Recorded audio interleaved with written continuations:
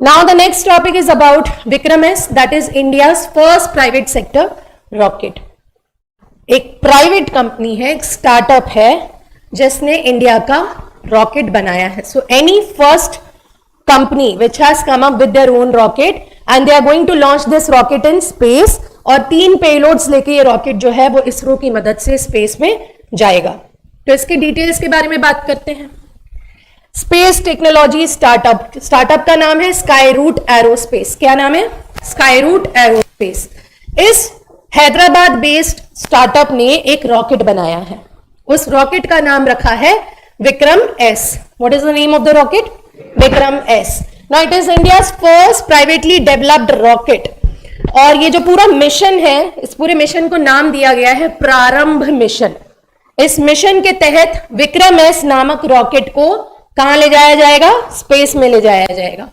ठीक है, तो बहुत इंपॉर्टेंट एस्पेक्ट है ये, क्योंकि अभी तक जितने भी रॉकेट्स होते हैं, लॉन्च होते हैं या बनाए जाते हैं, वो हमारी इसरो बनाती है, Indian space research organisation, which is a government owned entity. सरकारी एजेंसी है जो ये बनाती है.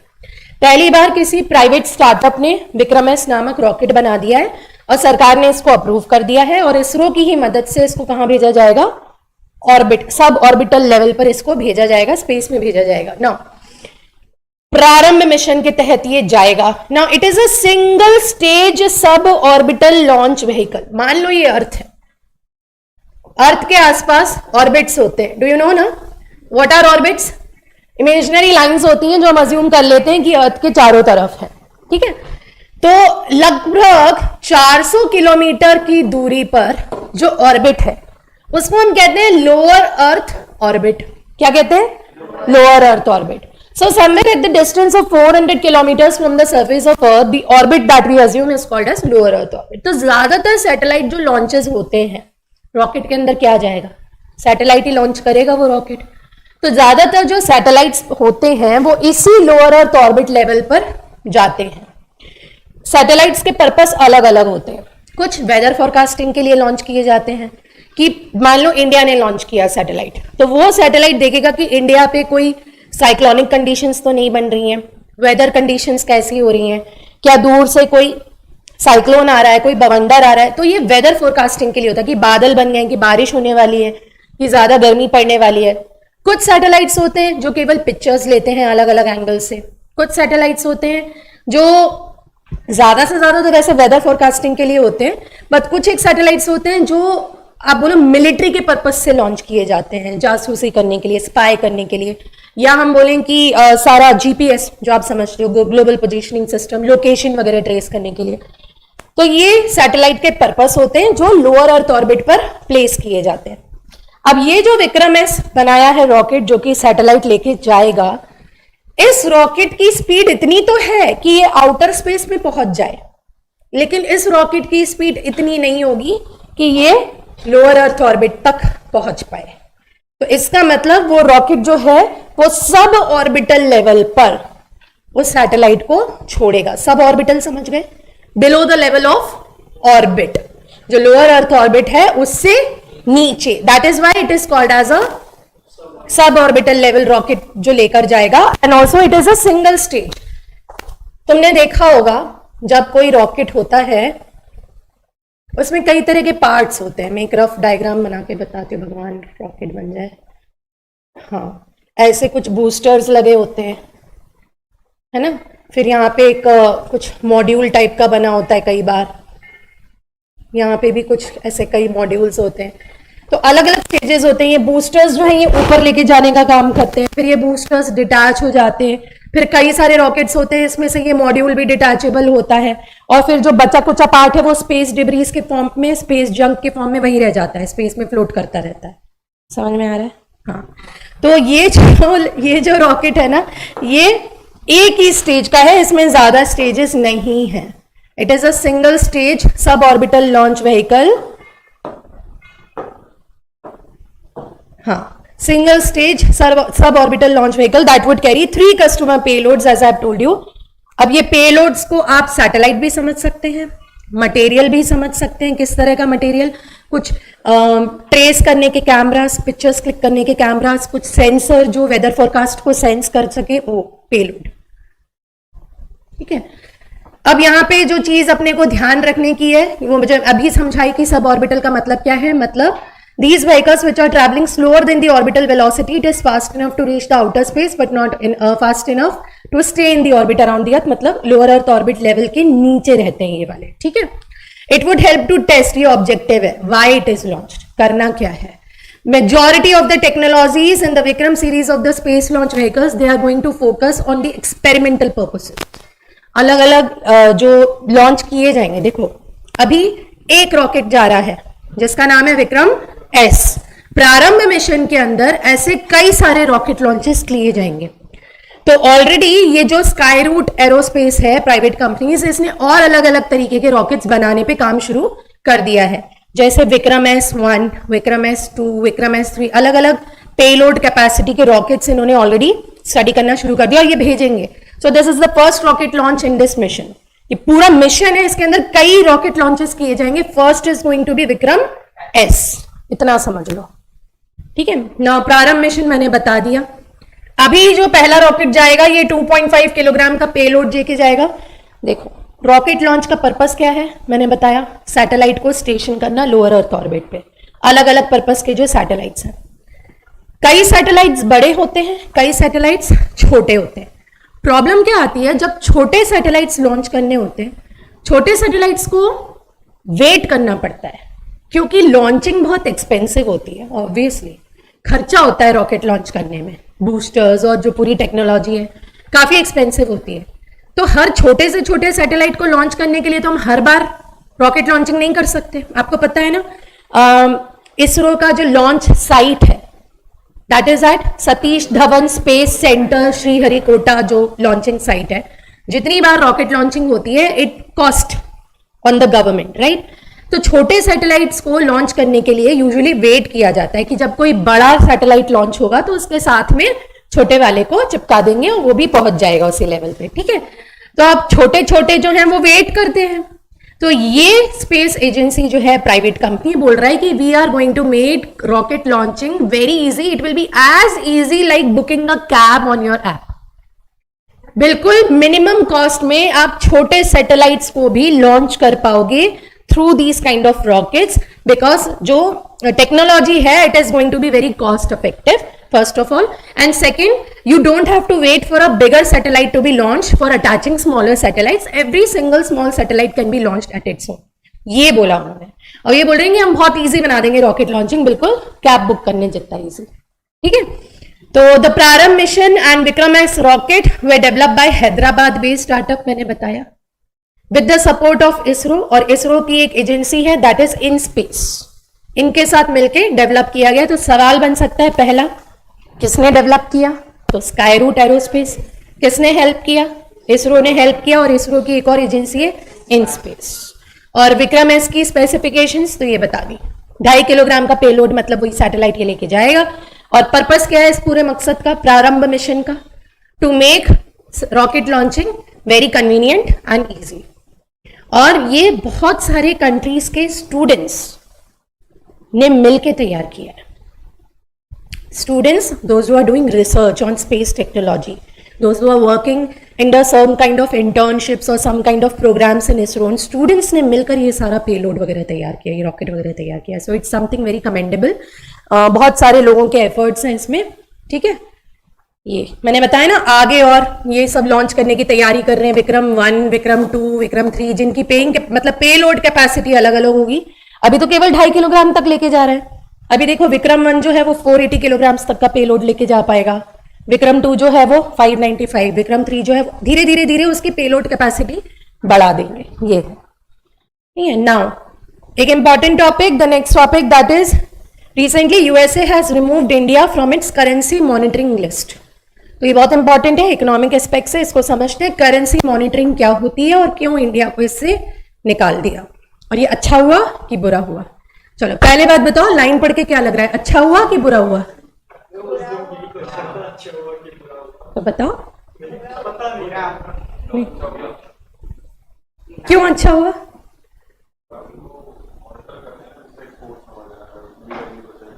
वेरी गुड, इसको आइडिया है। देखो अगर मैं बोलूं कि इंडिया और यूएसए ट्रेड करते हैं आपस में, बायलेटरल ट्रेड। इंडिया बहुत सारा सामान यूएसए को एक्सपोर्ट करता है और यूएसए से काफी सामान इंपोर्ट करता है। उसी तरह से यूएसए भी इंडिया को काफी सारा सामान एक्सपोर्ट करता है और इंडिया से इंपोर्ट करता है। इसी को तो बायलेटरल ट्रेड कहते हैं।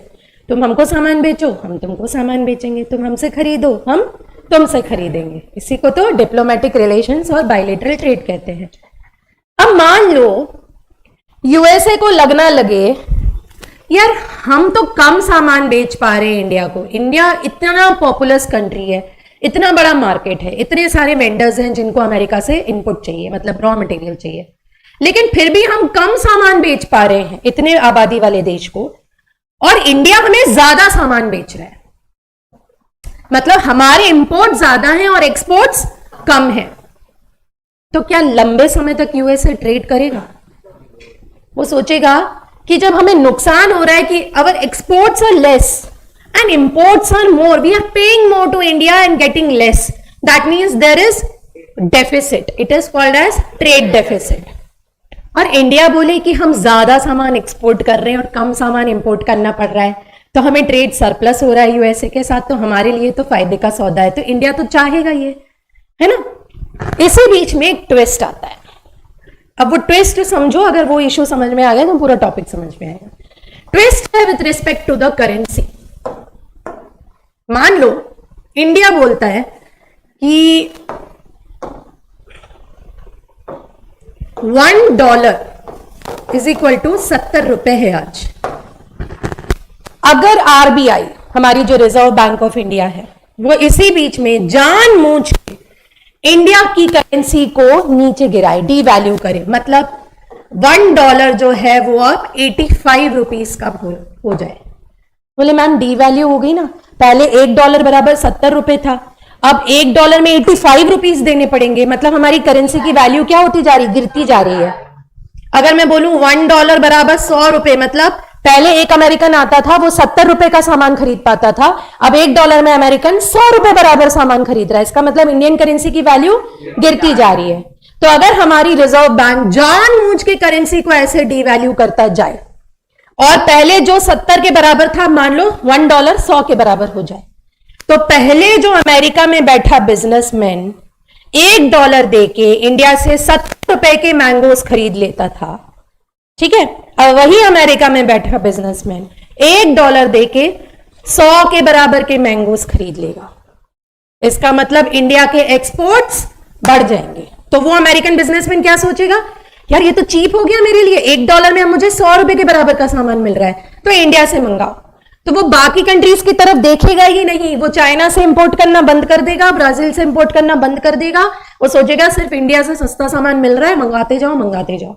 तो पूरा का पूरा जो इंपोर्ट हो रहा है वो उसका किस देश से होने लगेगा, इंडिया से। तो ये क्या किया हमारी आरबीआई ने, चतुराई कर दी, अपनी करेंसी को जानबूझ के नीचे गिरा दिया to increase exports of the country. तो यही देश करते हैं, जब कंट्री जानबूझ के अपनी करेंसी की वैल्यू को डॉलर के कंपैरिजन में नीचे गिराता है ताकि उस कंट्री के एक्सपोर्ट्स बढ़ जाएं, तो इसको कहते हैं करेंसी मैन्युपुलेटर। वो कंट्री क्या कहलाता है, करेंसी मैन्युपुलेटर। और बहुत लंबे समय तक कई सारे देशों को करेंसी मैन्युपुलेटर बोला गया। चाइना अक्सर ये करता है। China is one of the biggest currency manipulator, purposely currency को नीचे गिराता है ताकि चाइनीज एक्सपोर्ट्स बढ़ते जाए। यूएसए क्या कहता है, यूएसए कहता है कि वो सारे देश जिनके साथ हम बायलेटरल ट्रेड करते हैं, एक्सपोर्ट करते हैं और इंपोर्ट करते हैं, वो सारे कंट्रीज को हम निगरानी में रखते हैं। यदि कोई देश 3 कंडीशंस फुलफिल कर दे, मतलब 3 कंडीशंस हैं, 3 में से यदि कोई देश 2 कंडीशन फुलफिल कर दे, उसको हम करेंसी मैन्युपुलेटर की लिस्ट में शामिल कर लेते हैं। समझ में आया मैंने क्या बोला? Such country which purposely devalues their own currency to increase their exports is tagged as what, currency manipulator. तो यूएसए की पॉलिसी क्या कहती है कि हम हर उस कंट्री पे नजर रखते हैं जिसके साथ हम ट्रेड करते हैं, और हमारी कॉन्स्टिट्यूशन या हमारे लॉज के हिसाब से ऐसे 3 लॉज हैं हमने बनाए हैं 3 में से यदि कोई देश 2 फुलफिल कर दे उसको हम करेंसी मैनिपुलेटर की लिस्ट में रखते हैं। तो 2020 से इंडिया को 2 साल के लिए करेंसी मैनिपुलेटर की लिस्ट में रखा था। 2 साल के बाद अभी इंडिया को करेंसी मैनिपुलेटर की लिस्ट से हटा दिया। तो क्या ये अच्छी चीज है कि ये बुरी चीज है? अब समझ में आया? तो 2 साल के बाद इंडिया को करेंसी मैनिपुलेटर के टैग से हटा दिया। इंडिया के साथ साथ कुछ और भी कंट्रीज हैं जिनको रिसेंटली अमेरिका की जो ट्रेजरी डिपार्टमेंट है, which is their ministry of finance, it is called as department of treasury in America. हमारे यहाँ जो मिनिस्ट्री ऑफ फाइनेंस है ना, उधर पे ट्रेजरी डिपार्टमेंट बोलते हैं उसको। तो ट्रेजरी डिपार्टमेंट ने रिसेंटली अमेरिका को इंडिया को इस लिस्ट से हटाया, और इंडिया के साथ साथ Italy, Mexico, Vietnam and Thailand, इन 4 देशों को। तो 5 कंट्रीज हैं जिनको इस साल 2022 में अमेरिका ने करेंसी मैनिपुलेटर की लिस्ट से हटा दिया है। कौन कौन से countries? Italy, Mexico, Vietnam and Thailand including India. So now is it good और बैड? चलो मान लो, अभी इस स्लाइड पे आती हूं, मान लो इंडिया करेंसी मैनिपुलेटर की लिस्ट में रहता, लेकिन हमारे लिए तो फायदा है ना। यदि कोई कंट्री जानबूझ के करेंसी गिराए और एक्सपोर्ट्स बढ़ाता जाए तो उस कंट्री के लिए तो फायदा है ना। तो यूएसए उस कंट्री के साथ ट्रेड कम कर देता है, बंद नहीं कर सकता पर कम कर देता है, कुछ नए रेस्ट्रिक्शंस लगा देता है, इंपोर्ट ड्यूटी बढ़ा देता है, क्योंकि वो जानबूझ के अगर करेंसी डीवैल्यू कर रहा है तो उसके बदले में अमेरिका क्या कर देगा? इंपोर्ट ड्यूटी बढ़ा देगा। अब आप इसको भी समझो, वो अलग लेवल पे काम करता है। देखो मान लो, इधर एक कंसेप्ट और समझ लो। मान लो चाइना जानबूझ के अपनी करेंसी कम कर रहा है। क्यों कम कर रहा है? ताकि उसको अपना क्या बढ़ाना है?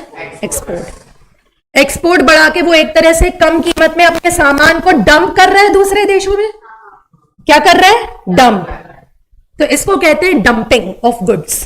क्या कहते हैं? Dumping of goods. चाइना ने क्या किया? करेंसी डीवैल्यू कर दी, चाइना के एक्सपोर्ट्स बढ़ गए और वो अपना सारा सामान दूसरे मार्केट्स में जा जाके डंप कर रहे हैं। ये लो सस्ते माल, ये लो सस्ता माल, ये लो सस्ता माल। सारे देश खरीद रहे हैं चाइना से। उनको समझ ही नहीं आ रहा कि हमारा मार्केट जो है it is flooded with Chinese goods. ठीक है, अब कोई भी देश जब ये समझ जाता है चतुराई, वो इसको काउंटर करने के लिए चाइना पे इंपोज कर सकता है एंटी डंपिंग ड्यूटी। ड्यूटी मतलब टैक्स। तो एंटी डंपिंग ड्यूटी कैसे लगा देगा? तुम हम पे डंप कर रहे हो तो ये लो बदले में हमने तुम्हारे ऊपर इंपोर्ट ड्यूटी बढ़ा दी। मतलब इस देश का जो बैठा बिजनेसमैन है, जो ये सस्ता सामान चाइना से इंपोर्ट कर रहा है, इंपोर्ट करने के लिए उसको टैक्स देना पड़ता है, which is called as import duty. पहले जो इंपोर्ट ड्यूटी मान लो सब 75% थी, अब उसको बढ़ा के 210% कर दिया, 400% कर दिया। तो now importing that good will not be as cheap as it was earlier. तो डंपिंग को काउंटर करने के लिए कंट्रीज क्या इंपोज करते हैं? Anti dumping measures, anti dumping duty. समझ में आया? ये भी क्वेश्चंस आ सकते हैं। अच्छा, 5 देशों को जिनको इस लिस्ट से हटाया है 2022 में, कौन कौन से देश थे? India, Italy, Vietnam, Thailand, Mexico. ये कंट्रीज अभी भी लिस्ट में बने हुए हैं। China, Japan, Korea, Germany, Malaysia, Singapore and Taiwan. क्यों? क्योंकि अभी भी वो जो 3 शर्तें हैं यूएस डिपार्टमेंट ऑफ ट्रेजरी की, उनमें से 2 शर्तें ये पूरी कर रही हैं कंट्रीज। ठीक है, अब इसको हम समझ लेते हैं कि यूएसए के जो मेजर ट्रेडिंग पार्टनर्स हैं वो 3 शर्तें कौन सी रखते हैं उनके लिए, कि अगर इन तीनों में से 2 भी कोई कंट्री पूरी कर रहा है, इसका मतलब वो करेंसी मॉनिटरिंग लिस्ट में रहेगा। पहली शर्त है कि यदि किसी देश का यूएसए के साथ ट्रेड सरप्लस है, इंडिया यूएसए अभी समझाया था, इंडिया का ट्रेड सरप्लस रहता है। कैसे रहता है? क्योंकि हम ज्यादा सामान एक्सपोर्ट कर रहे हैं और कम सामान इंपोर्ट कर रहे हैं, मतलब हम कम खरीद रहे हैं और ज्यादा बेच रहे हैं अमेरिका को, तो हमारा ट्रेड सरप्लस है। यदि किसी देश का अमेरिका के साथ ट्रेड सरप्लस $15 बिलियन से ज्यादा हो जाता है तो अमेरिका उसको वॉच लिस्ट में रख लेता है कि इतना ट्रेड सरप्लस, जरूर इसने अपनी करेंसी को मैनिपुलेट किया है और इसी वजह से इसका इतना हमेशा से ट्रेड सरप्लस बना है। तो ट्रेड सरप्लस उन्होंने क्या रख दिया? थ्रेशोल्ड $15 बिलियन से ज्यादा का ट्रेड सरप्लस होगा तो वो देश किस लिस्ट में आ जाएगा? करेंसी मॉनिटरिंग लिस्ट में आ जाएगा। समझ में आया? करेंसी मैनिपुलेटर का टैग दे देगा, पहला कंडीशन। दूसरा कंडीशन, यदि किसी देश का करंट अकाउंट सरप्लस यदि उस देश की जीडीपी का 3% है तो भी वो करेंसी मैनिपुलेटर कहलाएगा। अब आप बोलो, मान लो मैम इंडिया की जीडीपी है $100 बिलियन, लेट मी से इंडिया अज्यूम कर रहे हैं, वैसे तो आई थिंक 5 ट्रिलियन के आसपास है, 4.6 समथिंग ट्रिलियन के आसपास है। मैं एक एग्जांपल दे रही हूं कि मान लो 100 बिलियन की इंडिया की जीडीपी है, ग्रॉस डोमेस्टिक प्रोडक्ट, जो एनुअल हम एस्टिमेट लगाते हैं। अब करंट अकाउंट सरप्लस क्या होता है? जब दो देश आपस में ट्रेड करते हैं ना, तो कई तरह के इकोनॉमिक बोलना चाहिए पैरामीटर्स होते हैं जो उनके ट्रेड को कैलकुलेट करते हैं। जैसे कि एक करंट अकाउंट होता है, एक कैपिटल अकाउंट होता है। करंट अकाउंट की रफ डेफिनेशन ऐसे समझो कि कोई भी देश एक साल में कितना ऑन कर रहा है किसी दूसरे देश के एस्पेक्ट में, उसको करंट अकाउंट बोलेंगे। तो यदि इंडिया का करंट अकाउंट सरप्लस इंडिया की जीडीपी का 3% हो रहा है अमेरिका के एक्सपेक्ट में, अमेरिका से जितना भी हम ट्रेड कर रहे हैं उसमें हमको जो सरप्लस हो रहा है which is equal to 3% of India GDP, तो इंडिया को किस लिस्ट में रख देंगे? करेंसी मैनिपुलेटर की लिस्ट में। और तीसरी कंडीशन है, यदि पिछले एक साल में किसी देश ने जिसने अमेरिका से ट्रेड किया है उसने अपनी जीडीपी का 2% लगभग अमेरिकन डॉलर खरीदा है। यदि कोई कंट्री रिच होता जा रहा है तभी तो वो यूएसए डॉलर खरीदेगा इंटरनेशनल मार्केट से। तो यदि कोई देश पिछले एक साल में अपनी जीडीपी का 2% का यूएस करेंसी खरीदा है तो वो कंट्री भी क्या कहलाएगा? Currency manipulator. खरीदते हैं ना हम dollars, every government by foreign exchange reserves, इसको ही तो हम फॉरेन एक्सचेंज रिजर्व्स बोलते हैं, है ना, फॉरेक्स। तो यदि इन तीनों में से कोई भी देश कोई 2 कंडीशन फुलफिल कर ले क्या बोलेंगे? Currency manipulator. तो इंडिया का ट्रेड सरप्लस हो रहा था $15 बिलियन से ज्यादा, और हमने पिछले साल मतलब 2019 में, क्योंकि 20 में डाला था हमको इस लिस्ट में, तो उसी बीच करीब हमारी जो आरबीआई है उन्होंने इंडिया की जीडीपी का 5% के तकरीबन फॉरेक्स में इन्वेस्ट किया था। ठीक है, वो भी एक मजबूरी रहती है, we have to adjust from everywhere.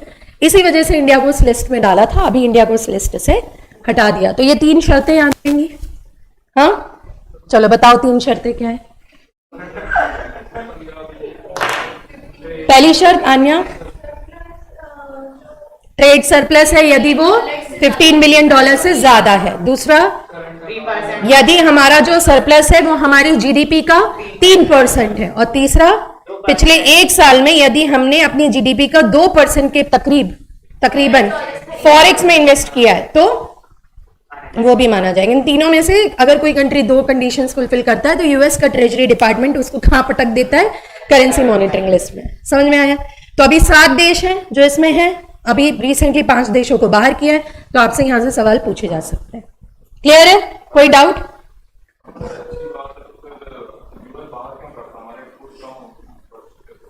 मतलब इंडिया के लिए ये अच्छा है, करेंसी मैनिपुलेटर का टैग जब किसी देश को मिलता है, मैंने आपको बताया था दुनिया भर में कई सारी क्रेडिट रेटिंग एजेंसीज होती हैं, बताया था, जो कंट्रीज को उनके परफॉर्मेंस, उनकी इकोनॉमी, उनकी जीडीपी रैंकिंग के हिसाब से ग्रेड करती है।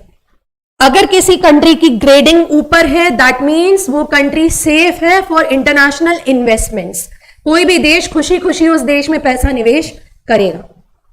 यदि किसी कंट्री को, मान लो इंडिया को, करेंसी मैनिपुलेटर की लिस्ट में रख दिया तो इंडिया की इंटरनेशनल रैंकिंग हो जाएगी लो, कि इंडिया जानबूझ के डीवैल्यू करता है करेंसी को, इंडिया का परफॉर्मेंस अच्छा नहीं है, डिप्लोमेटिक ट्रेड्स के लिए India is not safe because जानबूझ के करेंसी को डीवैल्यू कर रहे हैं और अपने सामान को डंप कर रहे हैं। तो इंटरनेशनली छवि क्या हो गई? बेकार। तो इंटरनेशनल इन्वेस्टमेंट्स क्या होंगे? कम हो जाएंगे। इसीलिए क्यों?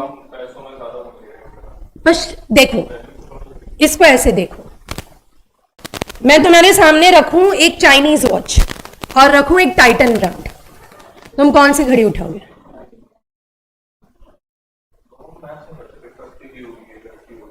चल मैं बोल रही हूं दोनों 1200 की हैं, एक चाइनीज वॉच और एक टाइटन ब्रांड। क्यों? दोनों 1200 की हैं। जब कोई कंट्री अपनी करेंसी को डीवैल्यू कर रही है और सामान डंप कर रही है, तो क्या वो क्वालिटी प्रोडक्ट होगा? पहली बात तो quality is going to be compromise because it is going to be manufactured at a cheaper rate. तो जहां चीप रेट पे मैन्युफैक्चर करना है तो कहीं ना कहीं क्वालिटी में कॉम्प्रोमाइज हो ही जाएगा। तो दुनिया को इतना समझ में नहीं आएगा कि ये जो डंपिंग हो रही है जानबूझ के, जिसकी वजह से उस कंट्री की रेटिंग क्या हो जाएगी अपने आप लो। Standard and Poor, Moody's, Fitch, ये सारी क्रेडिट रेटिंग एजेंसीज हर समय हर एक देश के क्वार्टरली ग्रोथ को मॉनिटर करती है।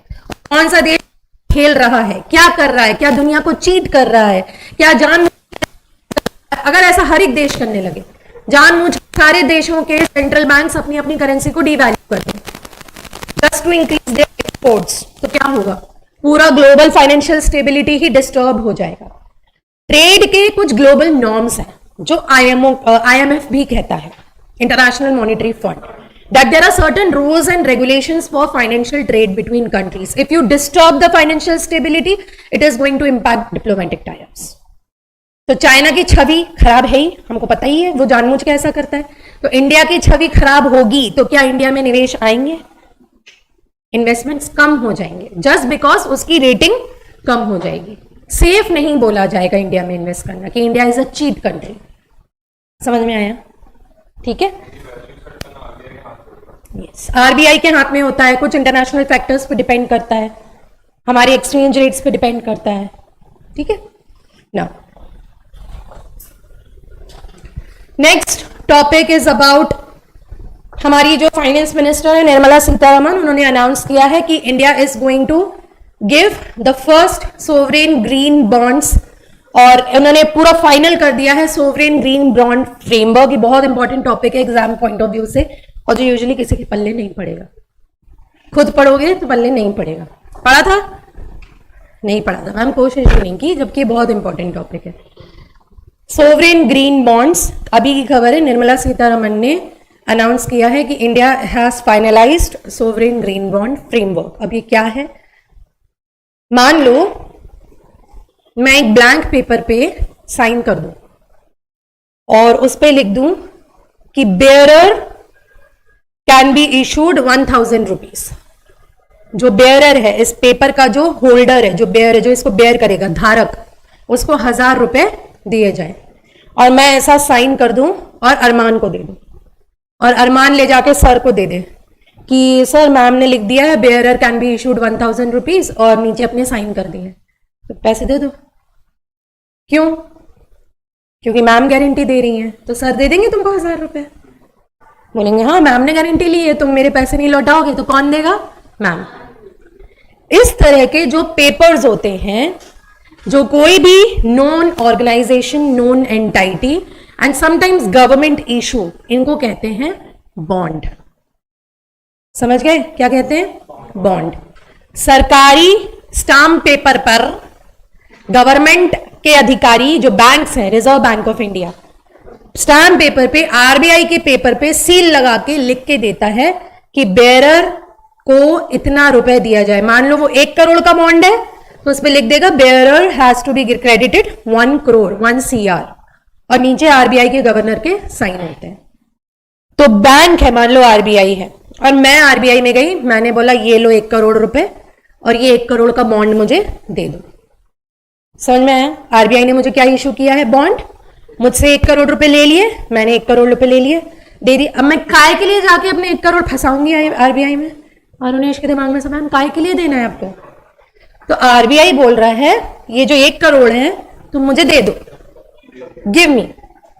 ठीक है, बदले में मैंने तुम्हें बॉन्ड दिया, इस बॉन्ड के ऊपर मैं तुम्हें इंटरेस्ट रेट दूंगा।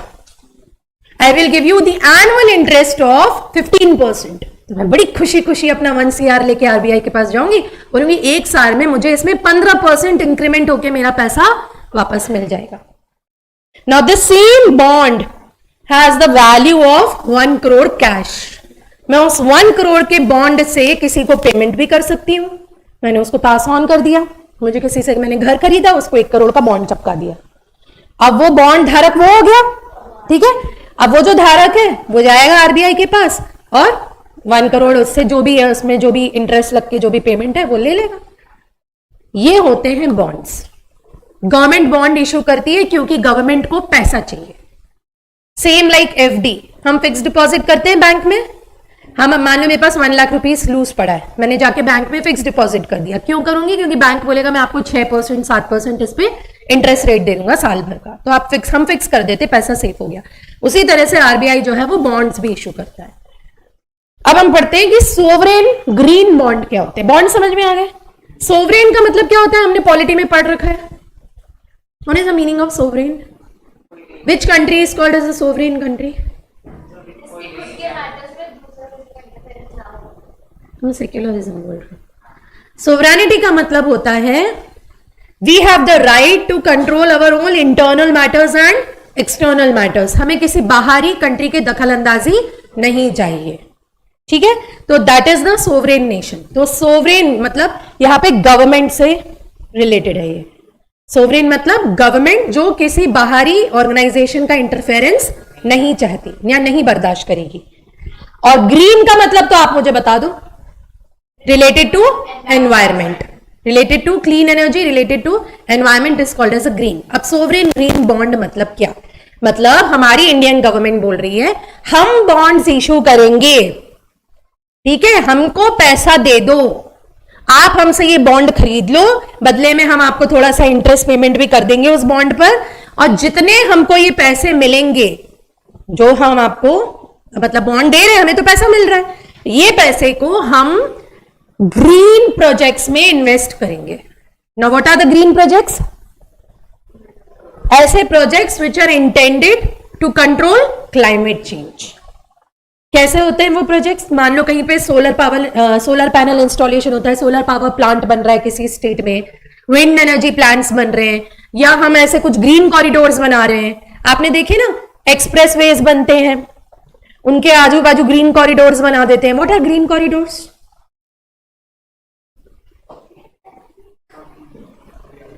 हरियाली होती है आसपास। मान लो एक कच्चा रास्ता है, ठीक है? किसी भी देश को डेवलप करने में रोड्स बहुत इंपॉर्टेंट रोल प्ले करते हैं, क्योंकि अगर रोड कनेक्टिविटी अच्छी होगी गांव के शहरों से, कोर एरिया से, लॉजिस्टिक्स बहुत इंप्रूव होंगे, ट्रांसपोर्टेशन बहुत इंप्रूव होगा, और वो देश उतनी ही तरक्की कर लेगा लॉजिस्टिक्स की मदद से। तो आजकल क्या करते हैं, जो एक्सप्रेसवेज होते हैं उनके आजू बाजू बहुत सारा प्लांटेशन कर देते हैं, उन्हीं को कहते हैं ग्रीन कॉरिडोर। तो साफ सुथरी हवा भी रहेगी, स्वच्छ नीट क्लीन रोड है, धूल भी नहीं उड़ रहा है, और आसपास अच्छे अच्छे प्लांट लगे हैं जो आपको भरपूर ऑक्सीजन दे रहे हैं। तो ये एनर्जी एनहेंस करने के लिए ऐसे प्रोजेक्ट्स बनाए जाते हैं। सोलर पावर प्लांट तो आपको पता ही है, सोलर पैनल्स इंस्टॉल करते हैं एक इन दी एकर्स ऑफ लैंड, ताकि वो सोलर एनर्जी को कंज्यूम कर सके। फिर विंड एनर्जी, ऐसे कई सारी जगह पे विंड मिल्स लगाते हैं। तो वही non conventional sources of energy का जो यूटिलाइजेशन है उनको ग्रीन एनर्जी प्रोजेक्ट कहते हैं, ठीक है? तो बस इतना समझ लो। यहाँ पे इंपॉर्टेंट क्या है, ये वाला COP26 जो पिछले साल ग्लासगो में हुई थी स्कॉटलैंड में, उधर प्राइम मिनिस्टर नरेंद्र मोदी ने एक विजन दिया था जिसका नाम है पंचामृत, जिसमें यह बोला था कि इंडिया कैसे प्लेज कर रहा है टुवर्ड्स ग्लोबल वार्मिंग कंट्रोल करने के लिए। तो पंचामृत का ही एक स्टेप है ये कि गवर्नमेंट ने डिसाइड किया कि now we will issue sovereign green bonds. Government ये कह रही है हम बॉन्ड देंगे, आप हमको पैसा दे दो, हमको जितनी भी अर्निंग होगी उस अर्निंग को कहते हैं proceeds. The money which the government earns by issuing bonds, they are called as proceeds. तो जो हमारे net proceeds होंगे, that money we are going to invest in green projects. दो चीजें और हैं यहाँ पे, इसको समझ लो। देखो, green versus grey investment. Green investments क्या होते हैं या green infrastructure क्या होते हैं और grey infrastructure क्या होते हैं? मान लो मेरे पास एक जमीन का टुकड़ा है, प्लॉट, मैंने वहां पे अपना घर बनाना शुरू कर दिया, घर बना दिया, क्योंकि वहां पे पहले कुछ नहीं था, क्योंकि वो नेचुरल एक जमीन का टुकड़ा था, तो वो कहलाता है ग्रीन इंफ्रास्ट्रक्चर या ग्रीन इन्वेस्टमेंट। एक जमीन थी किसान की, सरकार ने उसको ले ली, एग्रीकल्चरल लैंड, और वहां पे एक फ्लाईओवर बना दिया, ग्रीन इन्वेस्टमेंट। पहले कुछ नहीं था वहां पे, ठीक है? मान लो एक नहीं जमीन मतलब एग्रीकल्चरल लैंड था, कुछ नहीं था वहां पे। अब सरकार ने उसको लेके वहां पे एक रोड बना दिया या फ्लाईओवर बना दिया या ब्रिज बना दिया, वो ग्रीन इन्वेस्टमेंट है, because initially there was nothing. लेकिन जब एक ऑलरेडी एग्जिस्टिंग स्ट्रक्चर है उसको तोड़ के जब कुछ नया बनाया जाए, कई बार आपके घरों में रेनोवेशन होता है ना, शॉप्स में रेनोवेशन होता है, उसको बोलते हैं ग्रे इन्वेस्टमेंट्स, ये याद रखना। तो ऐसा सारे ग्रीन इंफ्रास्ट्रक्चर प्रोजेक्ट्स के लिए जहां पे जमीनों पे पहली बार कुछ बनाया जाएगा, ऐसे सारे ग्रीन इंफ्रास्ट्रक्चर के लिए, ग्रीन इन्वेस्टमेंट्स के लिए सरकार पैसा लगाएगी through these sovereign green bonds. समझ में आया मतलब क्या है इसका? सीधी सी भाषा में कि सरकार जो है वो फ्लाईओवर्स बनाएगी, रोड्स बनाएगी, हॉस्पिटल्स बनाएगी, स्कूल्स बनाएगी, जहां पहले कुछ भी कंस्ट्रक्शन नहीं था। सिंपल, ठीक है। दूसरा, वर्ल्ड बैंक कहता है कि ग्रीन बॉन्ड्स से आया हुआ जो पैसा है वो ऐसे प्रोजेक्ट्स के लिए यूज होता है जिससे एनवायरमेंट को कोई भी हार्म ना पहुंचे, ठीक है। ऐसे प्रोजेक्ट्स को हम ग्रीन इंफ्रास्ट्रक्चर्स बोलते हैं। So green bonds are like any other debt instrument except for the fact the issuer of the green bond pledges to use the proceed to finance project that will have a positive impact on the climate and environment. Issuer of the bond यहाँ पे कौन हुआ? कौन issue कर रहा है? Government. Bearer of the bond या receiver of the bond कौन हुआ? जो हम हैं, हम दे रहे हैं। हमने पैसे क्यों दिए? मैंने आपको बता दिया, क्योंकि बदले में सरकार मुझे क्या दे रही है? इंटरेस्ट दे रही है। बॉन्ड के साथ साथ इंटरेस्ट भी देगी उतने अमाउंट पर। मैं कभी भी जाके उस बॉन्ड को इनकैश कर सकती हूं। सरकार उस पर कोई शर्त नहीं रखती कि 1 साल के बाद ही इनकैश करोगे या 15 साल बाद ही इनकैश। सरकार बोल रही है it's just like a paper, you give me money, I give you a guarantee कि पैसा मैं आपको लौटा दूंगी विथ इंटरेस्ट। तो मैं बहुत आराम से जाऊंगी और अपना पैसा गवर्नमेंट को दे दूंगी if I have that kind of cash, ठीक है। तो हम दे सकते हैं और फिर गवर्नमेंट उस पैसे को एनवायरमेंटल प्रोजेक्ट्स के लिए यूज करेगी। इसी को कहते हैं सोवरेन ग्रीन बॉन्ड। समझ में आया? सोवरेन मतलब गवर्नमेंट, ग्रीन मतलब ग्रीन इंफ्रास्ट्रक्चर के लिए निवेश, और बॉन्ड्स मतलब जो गवर्नमेंट दे रही है, ठीक है।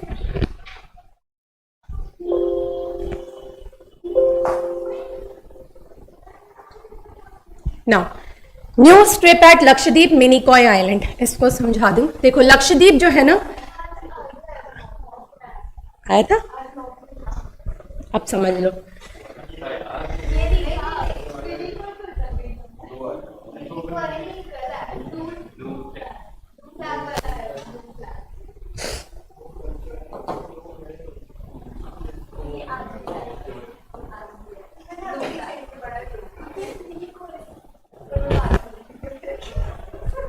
वेट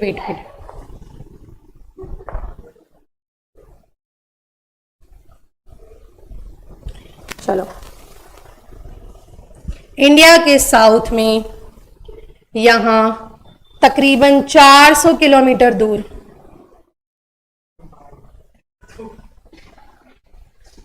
साइशलिस पहुंच गए। ये रहे,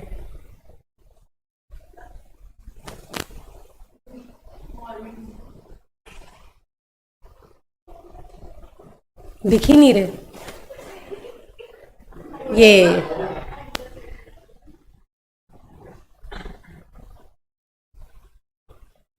Kavaratti is the capital.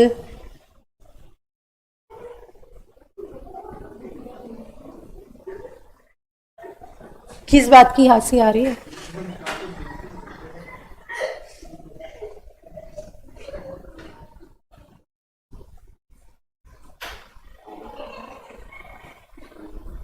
चलो मैं डायग्राम ही ड्रॉ करके बताती हूँ, ज्यादा बेटर रहेगा।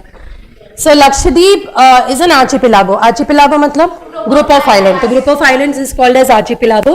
लक्षद्वीप नाम इसलिए पड़ा, पुराने समय में बोलते थे लख मतलब 1 लाख, तो लाखों आइलैंड्स हैं ऐसा बोलते थे, ठीक है। छोटे अनइनहैबिटेड। सो इस group of islands called as archipelago. अभी देखा जाए तो वहां पे 36 टोटल आइलैंड्स है, मेजर आइलैंड्स, माइनर को काउंट नहीं कर रही हूँ। 36 मेजर आइलैंड्स, उसमें से 10 हैबिटेबल आइलैंड्स है। हैबिटेबल जहां पे ह्यूमन पॉपुलेशन सेटल्ड है। तो ये जो 10 हैबिटेबल आइलैंड्स है लक्षद्वीप के, यहाँ पे तकरीबन 50 से 60 हजार की आबादी है, ठीक है। It is one of the union territory. The capital of Lakshadweep is Kavaratti. Now what do you mean by union territory? They don't have their Vidhan Sabha. President of India ने वहां एक एडमिनिस्ट्रेटर अपॉइंट कर रखा है जो लक्षद्वीप को कंट्रोल करता है, मतलब it is a run by the centre, ठीक है। लक्षद्वीप जाने का रास्ता आपको पता है कहां से जाते हैं? वाया कोची। अगर आपको लक्षद्वीप में एंट्री चाहिए, you have to first reach Kochi and from Kochi only you are given permission to enter into Lakshadweep. फिलहाल ये कोची हाई कोर्ट के अंदर आता है, means Kerala high court, but अभी डिमांड कर रहा है कि हमको कर्नाटका हाई कोर्ट के अंदर कर दो, ये भी एक कंट्रोवर्सी था। लक्षद्वीप जो है वो इंडियन जो वेस्टर्न घाट है, जैसा कि मैंने बताया, जो हमारी बॉर्डर है, यहां से तकरीबन 400 किलोमीटर्स के डिस्टेंस पर है, बहुत सारे आइलैंड्स हैं। नाउ मेन थिंग, एक चीज मैं बताती हूं, पहले यहां पे 3 मेजर आइलैंड्स हुआ करते थे, उन्हीं तीनों मेजर आइलैंड्स के नाम पर ही इस पूरे आर्चिपेलागो का नाम था।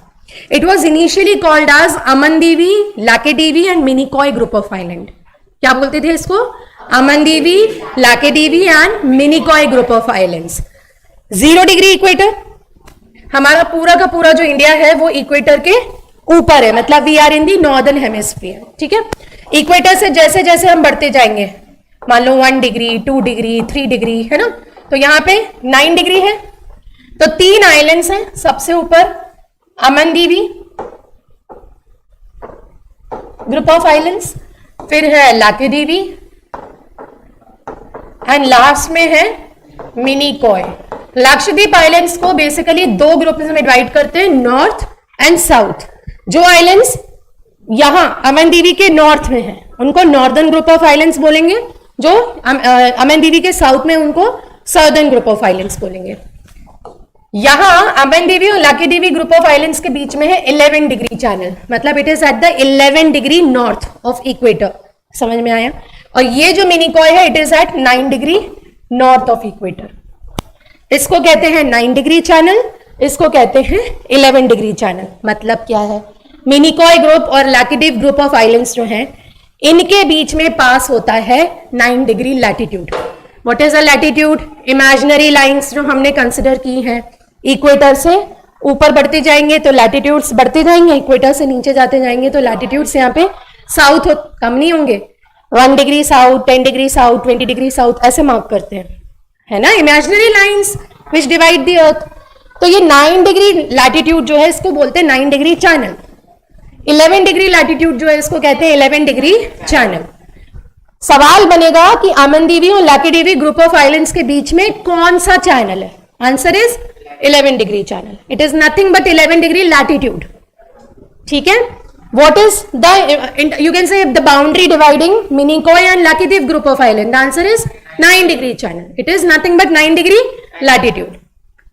अब ये जो बाउंड्री है, जिसको 9 डिग्री चैनल का नाम दे दिया गया, बीच में तो पानी है, यहाँ तो छोटे छोटे आइलैंड्स हैं, लाकेदेव ग्रुप ऑफ आइलैंड, इधर मिनिकॉय ग्रुप ऑफ आइलैंड, इधर अमनदीवी ग्रुप ऑफ आइलैंड्स, बीच में पानी है। तो ये वाला जो रूट है ना, इसको बोलते हैं one of the busiest route, international trade root.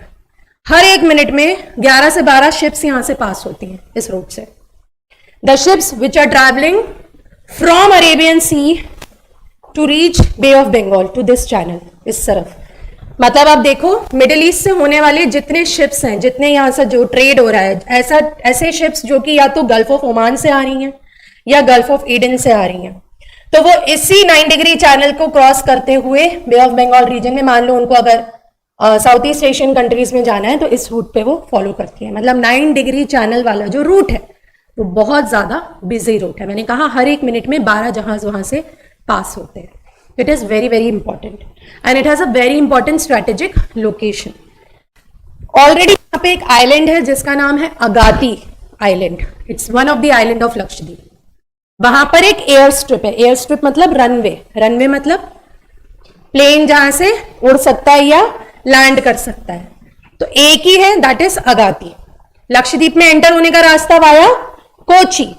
अगर किसी फॉरेन टूरिस्ट को डायरेक्ट लक्षद्वीप पहुंचना है तो उसके पास एक ही ऑप्शन है, पहले वो केरला जाएगा, कोची, कोची से एंट्री मिलेगी, परमिशन मिलने के बाद वो जाएगा, that is on the Agatti air strip. बहुत ज्यादा नहीं है टूरिज्म, लक्षद्वीप है बहुत ब्यूटीफुल, टूरिज्म इंडस्ट्री वहां पे बहुत ज्यादा अर्न कर सकती है, but due to this restriction कि बहुत ज्यादा फ्लाइट्स नहीं है या बहुत ज्यादा इजी अप्रोचेबल नहीं है। कितने लोग गए लक्षद्वीप? बहुत रेयर जाते हैं। It is only the foreigners who are interested and that's why it is very expensive also, क्योंकि वहां पे ज्यादा सोर्सेस नहीं है, इसलिए सब चीजें बड़ी महंगी हैं। That's why it is very expensive, ठीक है। अब गवर्नमेंट क्या चाह रही है? 2 चीजें। एक तो उनको लक्षद्वीप की स्ट्रैटेजिक इंपॉर्टेंस समझ में आ गई, इंडियन ओशन रीजन में चाइना को काउंटर करने के लिए Lakshadweep is going to be a very good naval base. यहां पे बहुत अच्छा नेवल बेस बनाया जा सकता है। दूसरा, चाइना जो कि श्रीलंका में पूरे टाइम प्रेजेंट है, उसको भी तो काउंटर चेक करना है ना। तो हमें इंडियन ओशन रीजन की मॉनिटरिंग यहां से करना है और अपने टूरिज्म को भी बढ़ाना है। अब गवर्नमेंट के दिमाग में आया एक प्लान कि मिनिकॉय ग्रुप ऑफ आइलैंड जो है वहां पर एक 2500 मीटर लंबा रनवे बना दिया जाए, 2500 मीटर का लंबा रनवे बनाया जाए। यूजुअली जो छोटे रनवेज होते हैं they are of I think 1000 metre के हो जाते हैं, वहां पे जो कमर्शियल फ्लाइट्स है वो आसानी से लैंडमेंट कर सकती है। लेकिन ये बड़ा रनवे क्यों चाहिए होता है? For landing fighter jets. ठीक है, बड़े बड़े जो प्लेन्स होते हैं, जैसे हमारा जो एयरफोर्स का एक बड़ा फेमस फाइटर जेट है दैट इज PATI पोसाइडॉन, जो पास में ही है, त्रिवेंद्रम एयरबेस में है। तो बात ये हुई कि गवर्नमेंट ये कह रही है कि हमारी नेवी तो यहाँ पेट्रोलिंग कर ही रही है, this is our coastal border, तो यहाँ पे कोस्टल गार्ड्स तो हैं ही, हमारे नेवल फोर्सेस तो तैनात हैं ही चाइना पे नजर रखने के लिए कि कल को अगर कोई वॉर हुआ, चाइना ने कोई अटैक कर दिया, तो हमारी कोस्ट गार्ड भी यहाँ तैनात है और नेवल फोर्सेस भी तैनात है। लेकिन क्या नेवी अपने आप में अकेली सक्षम होगी? एयरफोर्स की मदद उनको चाहिए पूरे एरिया की मॉनिटरिंग ठीक से करने के लिए। लेकिन लक्षद्वीप में अगर हम एक ऐसा एक एयर स्ट्रिप बना दें जहां पे हमारे फाइटर जेट्स आसानी से लैंड वगैरह कर पाए, तो we will have an extended arm in the Indian ocean region. It would be very easy for us to control more such area around India. और ये ख्याल उनके दिमाग में आया क्यों अचानक से? पिछले साल USSA का एक गाइडेड मिसाइल डिस्ट्रॉयर जिसका नाम था सम जोन्स करके, एक बड़ा सा एयरक्राफ्ट कैरियर USA का, लक्षद्वीप के एक्सक्लूसिव इकोनॉमिक जोन से निकल गया।